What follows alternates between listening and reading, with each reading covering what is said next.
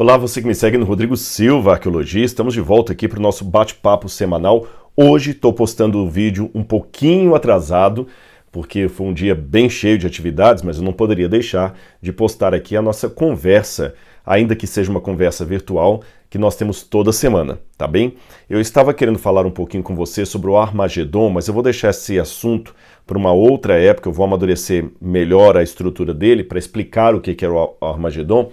E hoje eu decidi, então, trazer para vocês um pouquinho das aulas que eu estou gravando para o curso A Bíblia Comentada com Rodrigo Silva, tá bom? Nós estamos agora avançando para o final do livro de Gênesis, e aí eu resolvi fazer uma gravação lá, vou dar um spoiler, quem é aluno vai ver de maneira mais completa na aula, com ilustrações, inclusive, com PowerPoint, com alguns elementos a mais, mas pelo menos uma degustação eu vou dar aqui, tá bom? Então, quem é meu aluno, já estamos ultrapassando 2.700 alunos, eu até fiquei feliz por isso, glória a Deus. Até na hora que eu gravei, eu vou confessar para vocês, na hora que eu gravei a aula hoje, eu falei, somos mais de 2.500 alunos, mas mal sabia eu que aquela hora já tinha ultrapassado 2.700. Então, quem ouvir lá na aula, a gravação, como sendo 2.500 alunos, saiba que a informação está defasada. Mas, apesar de serem 2.700 alunos, ainda há espaço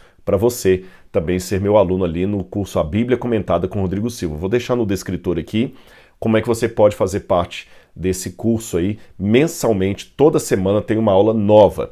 E nessa quarta-feira, antes que eu me esqueça, eu vou inclusive dar para aqueles que já são alunos uma aula ao vivo. Eu tomei uma decisão hoje até com a equipe que a cada período de 12 aulas eu vou abrir uma aula ao vivo. Então eu vou entrar ali para responder a perguntas dos alunos e tudo mais. Vai ser uma aula mais comprida, né? E se você não puder assistir toda a aula, a gente vai deixar gravado também lá na plataforma. Então na quarta-feira agora, por exemplo, será uma aula ao vivo. Ah, Rodrigo, eu queria assistir, como é que eu faço? Essa aula será exclusiva para os assinantes do curso, tá bem? Vai ser fechada lá na plataforma, eles vão receber a informação como é que entram no horário ali às 20 horas na quarta-feira. Então vai ser uma aula ao vivo, mas só para quem é inscrito. Se você se inscrever agora, ou quarta-feira antes das 20 horas, ainda dá tempo de você participar. Vai ser um prazer. E ali eu dou muitas informações do comentário bíblico. A gente vai pegando parte por parte do Gênesis e analisando o texto hebraico, como é que está no original, qual a melhor tradução, qual o sentido daquela palavra no português, como é que a cultura do Antigo Oriente Próximo me ajuda a entender melhor aquela passagem, qual a exegese que eu posso fazer daquela passagem, qual o sentido dela para o restante da Bíblia, se é um texto de difícil interpretação, como é que a gente pode explicar aquilo ali de maneira mais adequada. Então, os alunos estão tendo esse material. E se você é aluno inscrito no curso A Bíblia Comentada com Rodrigo Silva, se você é meu companheiro de jornada no estudo da Bíblia, eu quero pedir uma coisa, deixe o seu comentário aqui, o seu testemunho, se você está gostando do conteúdo, se está superando as suas expectativas, ou pelo menos assim, atendendo às suas expectativas, se você está conseguindo aprender coisas.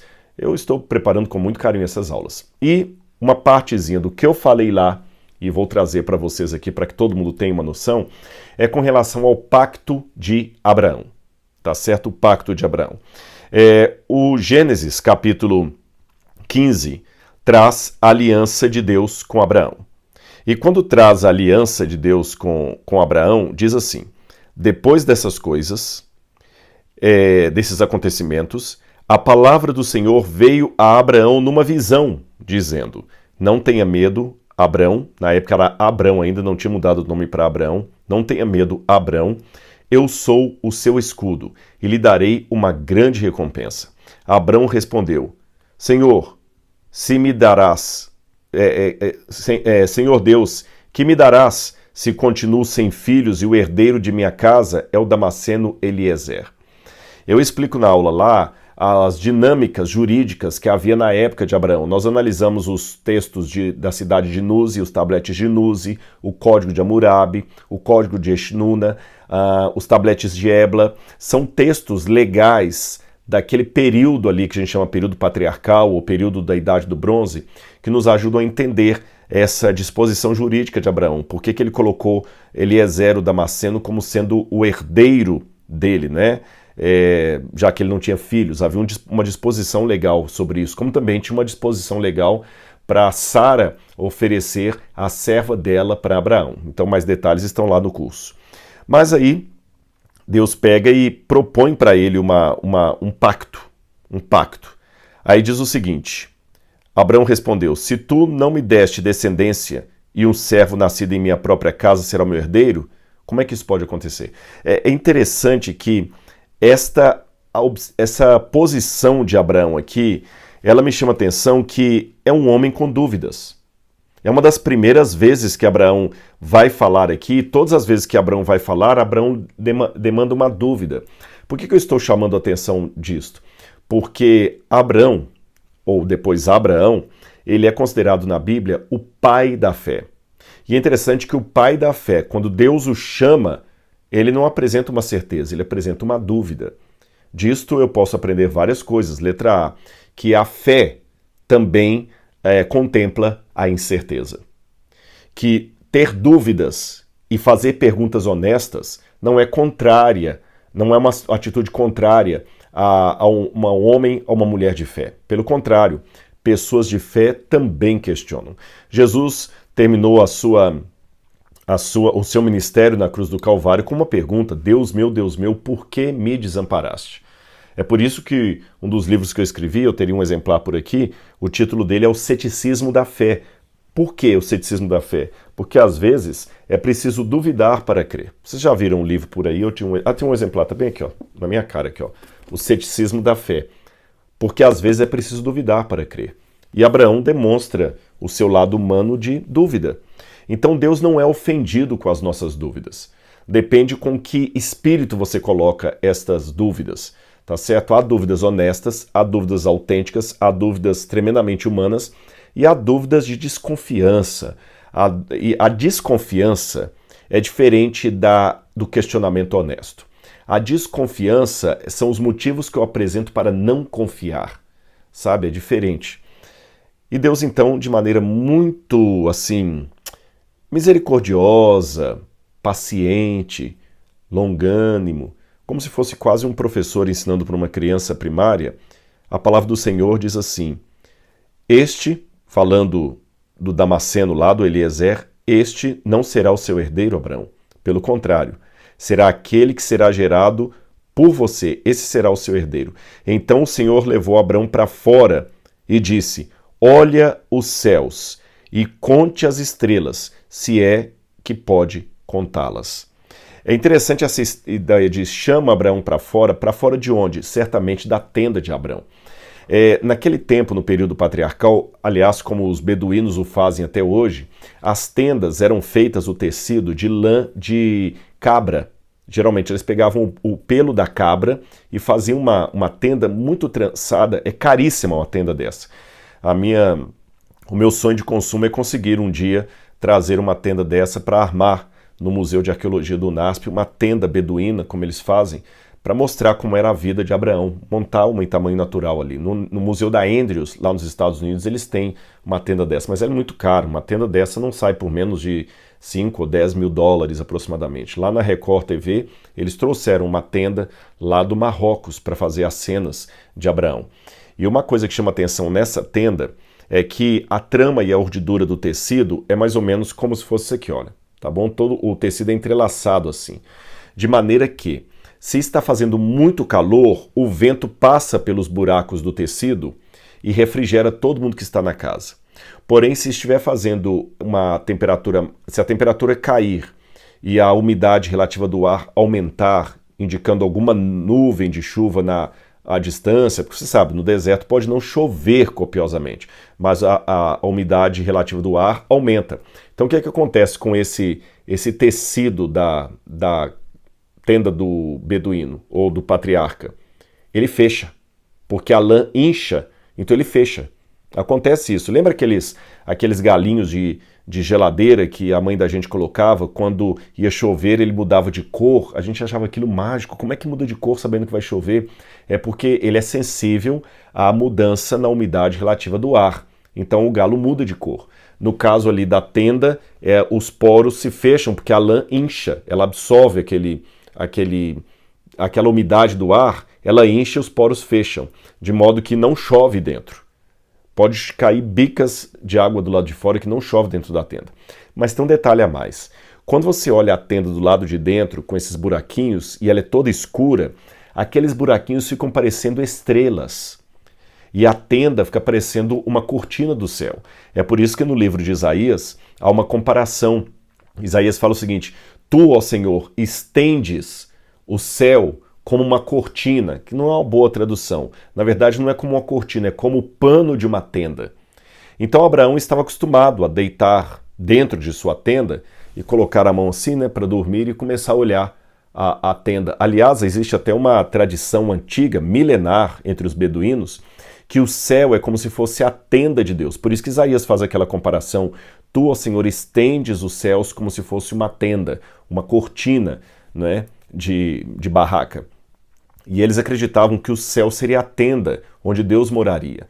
E por ser uma tenda muito antiga, ela tinha os buraquinhos. E através desses buraquinhos brilhava a glória de Deus. Os buraquinhos que nós enxergamos como estrelas, para eles seriam buracos na tenda do céu, mostrando pequenos vislumbres da glória de Deus. É uma visão romântica, é uma visão evidentemente lendária e mística dos beduínos, mas ela é bonita, ela traz um traço bacana de Deus, um traço, eu não gosto da palavra bacana, um traço, assim, elegante de Deus, sabe? Bem poético, eu diria. Então Deus faz mais ou menos essa jogada com Abraão. Abraão, não fica olhando o céu daí de dentro de sua tenda, não. Vem aqui para fora. Olha agora o céu de verdade. Tenta contar as estrelas. Assim será a sua posteridade. Aí a Bíblia fala: Abraão creu no Senhor, e isto lhe foi atribuído por justiça. Aí Deus fala: Eu sou o Deus que te tirei de Ur dos Caldeus para lhe dar esta terra como herança. E Abraão, de novo, olha bem, Abraão, depois de ter crido e de ter isto sido atribuído por justiça, Abraão pergunta de novo: Senhor Deus, como saberei que vou herdar essa terra? Aí olha o que Deus faz. O Senhor respondeu: Traga uma novilha, uma cabra e um cordeiro, cada um de 3 aninhos. Abraão trouxe todos esses animais, cortou pelo meio e pôs as metades de um lado para o outro. Olha que interessante, Deus falou que ia fazer um acordo com Abraão. É interessante que esta expressão, fazer um acordo, na Bíblia hebraica, é cortar um acordo. Por que cortar um acordo, essa expressão idiomática? O Senhor foi cortar um acordo com Abraão. Qual o sentido disso de Deus cortar um acordo com Abraão? Bom, a palavra aliança ou acordo em hebraico é a palavra vrit. Vrit pode ser aliança, acordo, pacto, como se diz assim, um contrato firmado. E é interessante que alguns pensam que esta palavra ela pode vir de uma raiz similar à do verbo cortar. Nesses documentos que eu falei com vocês, que eu mencionei, encontrados ali no mundo de Abraão, documentos legais, existem vários tipos de acordo. Por exemplo, na cidade dos hititas, os acordos dos hititas, por exemplo, é um caso desses. O acordo de Nippur, acordo de Suzã. Então esses acordos que foram encontrados têm semelhanças muito interessantes com esses de Abraão, principalmente aqueles acordos que envolvem um rei soberano e um rei vassalo, e um líder vassalo. E nesses acordos da época, o critério era o seguinte: você cortava um animal, colocava uma banda do animal de um lado e uma banda do animal do outro lado, tá bom? Uma banda de um lado, uma banda de outro lado. E os dois que iam fazer pacto com o acordo passavam pelo meio do animal. Alguns tabletes não havia uma liturgia assim exatamente igual uma outra, havia princípios semelhantes, então o acordo sempre era marcado por um cortar de um animal no meio. Um dos tabletes conta que uma das regras é que quando os dois acordantes passavam pelo meio do animal, eles passavam tocando a carcaça do animal cortado. E quando chegavam no meio, um virava para o outro e falava: que assim aconteça comigo, ou seja, que eu seja cortado pelo meio se eu não cumprir a minha parte no acordo. E o outro fala que assim aconteça comigo se eu não cumprir a minha parte no acordo. E depois que eles se cumprimentavam, passavam, aí eles pegavam aquele animal, queimavam a carne dele em sacrifício e comiam parte da carne numa aliança, num contrato, tá certo? Num acordo que eles tinham. Um outro tablete cuneiforme fala, inclusive, que havia o costume desse acordo ser feito à noite e os dois passavam pelo meio do animal segurando uma tocha de fogo, Então o fogo passava pelo meio dos animais. Agora que você já sabe que os acordos eram feitos dessa forma, e você pode pensar, poxa, que forma estranha de fazer acordo. Bom, você sabe que cada povo tem uma maneira diferente.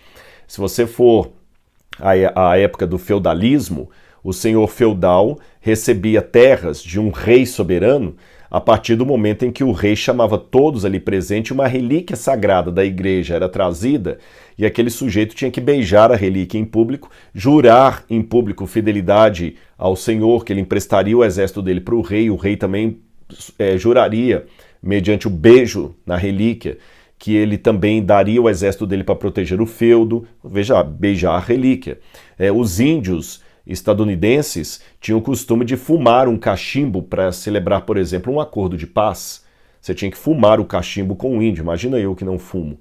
Ia ser complicado isso aí. Se você não fumasse o cachimbo com ele, você não estaria fazendo o acordo.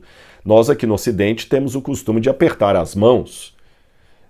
Então cada povo tem uma forma diferente de fazer os seus pactos, os seus acordos. Em muitas culturas do Antigo Oriente Próximo, o acordo envolvia comer os dois juntos no mesmo lugar ali, no mesmo recipiente, comer juntos ali com a mão no mesmo prato.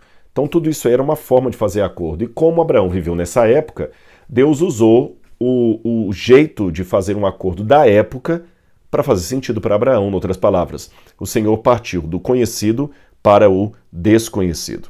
Então, aqui diz como é que Deus procedeu.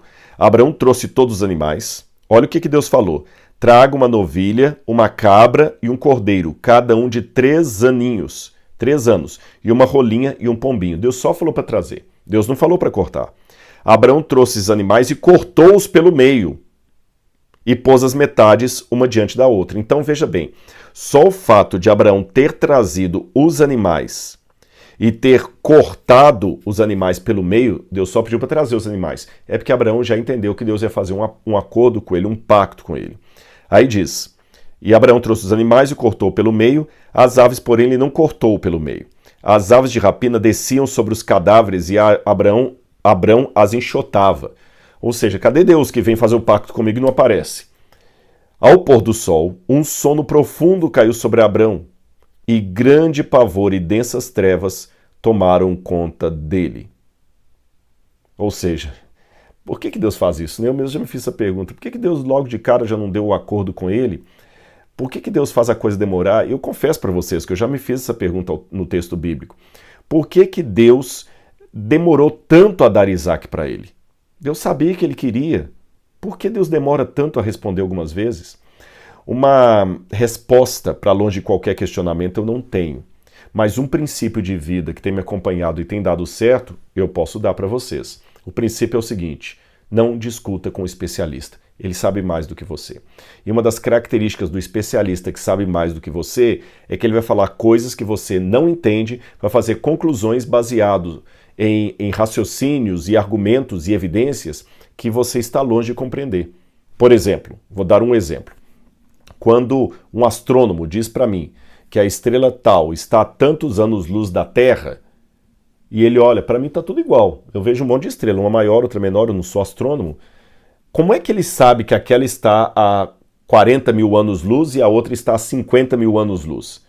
Ele tem elementos que o levaram a perceber isso que eu não sei, eu não tenho. Entenderam?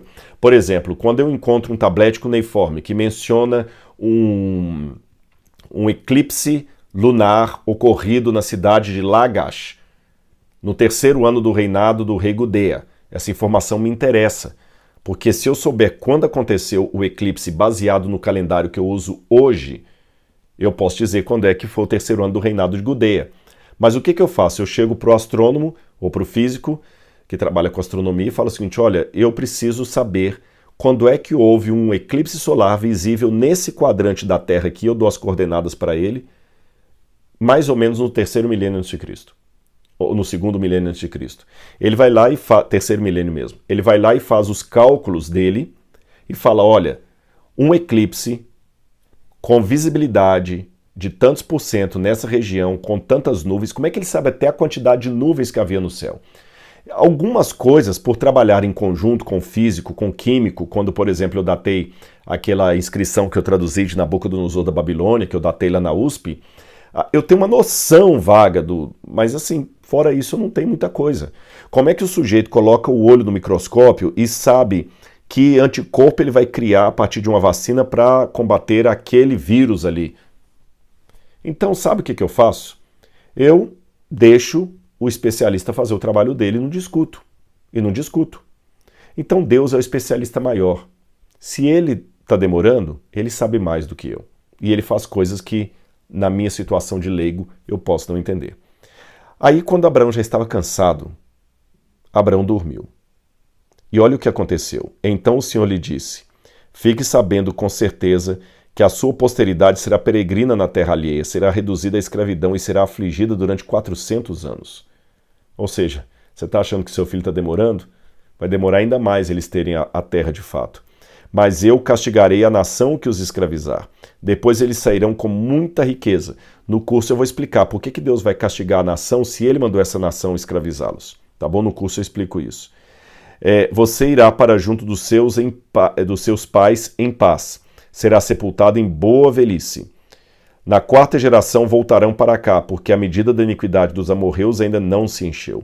Quando o sol se pôs, houve densas trevas, e eis um fogareiro fumegante, e uma tocha, e um fogo passaram entre aqueles pedaços de animais. Naquele mesmo dia, o Senhor fez aliança com Abraão. Quando você vai no original hebraico, está assim: naquele mesmo dia, o Senhor cortou uma aliança com Abraão. Eu já expliquei a expressão idiomática porque a aliança tem alguma coisa talvez relacionada com cortar o animal. Lembra que eu falei também que alguns tabletes cuneiformes falam que o acordo às vezes era feito à noite e que os dois acordantes passavam com uma tocha no meio do animal? Aqui só Deus passa. Abraão não passa. Abrão não passa. Por quê? Embora esse acordo também demande alguma obrigação da parte de Abrão, quem firma o cumprimento do pacto é o próprio Deus. É o próprio Deus. É ele que garante que o pacto vai ser cumprido. Não é Abrão. É Deus. Porque o pacto, embora o pacto com Deus implique em que eu também tenha a minha parte no acordo, quem, em última instância, firma a certeza do cumprimento dos termos é o próprio Deus. Repito, isto não me isenta da minha responsabilidade, mas não me coloca em pé de igualdade com Deus. Os especialistas, ao analisarem isso aqui, veem que Deus e Abrão estavam fazendo um pacto à semelhança de outros pactos ocorridos ali na região do Oriente Próximo, da Mesopotâmia. Porém, não era um pacto em pé de igualdade, não eram dois reis de igual status acordando, não. Era um superior com um inferior. E lembra que eu falei que uma das coisas que se fazia ao tocar as partes do animal era que assim aconteça comigo se o pacto for quebrado. Lembra disso? Pois bem, no caso de Deus, o pacto foi quebrado, porque a humanidade está sempre quebrando pactos com Deus. Então alguém tinha que ser extirpado pelo meio. E foi o próprio Deus. Na cruz do Calvário, ele morreu em nosso lugar. Ele foi estraçalhado, ele foi vitimado, ele foi sacrificado como um animal. Mas só que Deus foi sacrificado não porque Deus quebrou a sua parte no pacto, mas porque nós quebramos a nossa parte. Só que o fato dele ser sacrificado em nosso lugar nos garante que através do verdadeiro arrependimento e do seu perdão, o pacto pode ser restabelecido. A aliança que ele fez com Abraão pode ser restaurada e pode se cumprir em nós. Porque, aliás, uma das promessas que Deus fez para Abraão seria: Abraão, em você, aqui no capítulo 12, ele fala assim: Verso 3. Em você, Abrão, serão benditas todas as famílias da terra. Abrão agora morreu. Está aguardando a ressurreição do último dia. Mas, através de você e de mim, que aceitamos o Deus que apareceu para ele, ali em Manre, em Hebron, ali no Negev, nós que aceitamos esse Deus, também fazemos parte do acordo, parte da aliança. Basta aceitar o sacrifício daquele que foi morto para garantir o cumprimento do pacto. Entendeu? Esta é a aliança de Deus com Abraão. E mais detalhes? Aí vai lá na plataforma que eu darei lá. Um grande abraço, eu espero que você tenha gostado e se gostou do vídeo, deixa aqui o seu like, o seu joinha, compartilhe com seus amigos e o seu comentário é muito bem-vindo aqui. Muito obrigado, um grande abraço e até o nosso próximo vídeo. Tchau, tchau.